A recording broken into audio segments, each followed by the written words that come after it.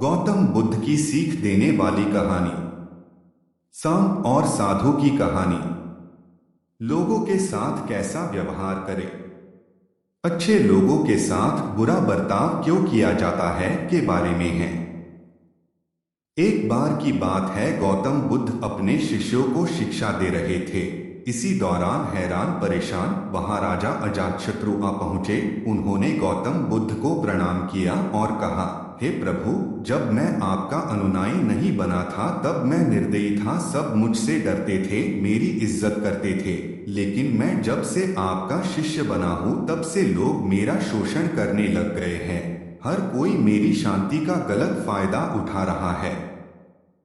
मैं ऐसा इंसान था जो किसी को मौत की सजा देने के लिए 2 बार नहीं सोचता था, मगर आपके शरण में आने के बाद मैं बदल गया हूँ। मुझे पहले की तरह गुस्सा ही नहीं आता है। पहले की तरह किसी को सजा देने का मेरा मन ही नहीं करता है।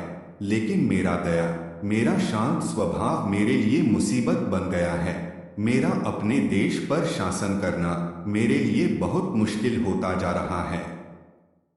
मुझे डर है कि मेरे इस स्वभाव के कारण देश में अराजकता ना फैल जाए। कृपया करके मुझे कोई उपाय बताएं।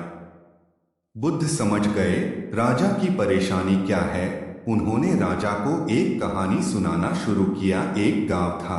गांव में एक खेत के किनारे पेड़ था। पेड़ हरा भरा और काफी बड़ा था। थोड़ी ऊंचाई पर, जहां से पेड़ की शाखाएं फैलकर पेड़ को छायेदार बना रही थी, वहां खाली जगह था और उस खाली जगह में एक सांप रहता था। वह काफी उग्र था। वहां आने जाने वाले लोगों के हलचल पर वह उन्हें काट लेता था, जिससे कई लोगों की मौत हो गई थी। लोगों ने डर से पेड़ के पास आना जाना बंद कर दिया। एक दिन वहां से एक साधु गुजर रहे थे। उन्होंने इस खूबसूरत पेड़ को देखा। उन्होंने सोचा, क्यों ना आगे बढ़ने से पहले इसकी छाया में ध्यान लग जाए। साधु को उस पेड़ के तरफ जाता देख एक किसान ने उस सांप के बारे में चेतावनी दी, लेकिन साधु एक मुस्कान के साथ पेड़ के तरफ आगे बढ़ गए। उस पेड़ के नीचे बैठने चले गए। वह उस सांप को देखकर हैरान रह गए। उन्होंने सांप से पूछा, तुम्हारी हालत इतनी दयनीय कैसे हो गई। तब सांप ने जवाब दिया, मैं आपके बात से बहुत प्रभावित हुआ था।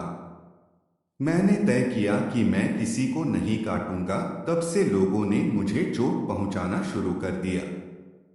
साधु ने सांप से कहा, तुम मेरी बातों का गलत मतलब समझ बैठे। मैंने तुम्हें काटने से मना किया, लेकिन अपनी आत्मरक्षा में फुफकारने के लिए मना नहीं किया था।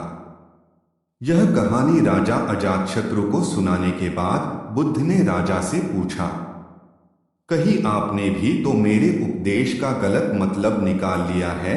आप क्रूर स्वभाव का त्याग करो, लेकिन अपने कर्तव्य को मत भूलो। आप बाहर से कठोर बनकर राजा का कर्तव्य पूरा करो, ताकि राज्य में सभी को आप अनुशासित रख सके।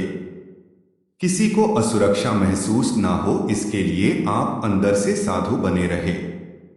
इसलिए आप अच्छे बनो, लेकिन किसी को अपनी अच्छाई का फायदा मत उठाने दो।